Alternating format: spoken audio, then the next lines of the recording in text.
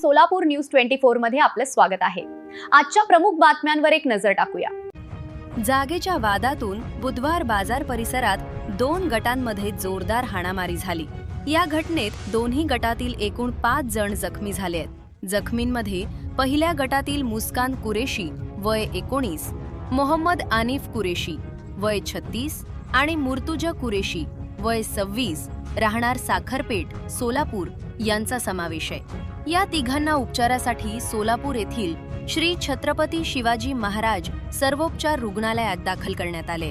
दुसऱ्या गटातील सरफराज कुरेशी वय 38 आणि सलमा कुरेशी वय 38 राहणार बुधवार बाजार सोलापूर हे दोघे जखमी झाले असून त्यांच्यावरही त्याच रुग्णालयात उपचार सुरू आहेत। मिळालेल्या माहितीनुसार ही घटना जागेच्या वादातून घडली असून हाणामारीमुळे परिसरात काही वेळ तणावाचे वातावरण निर्माण झाले होते।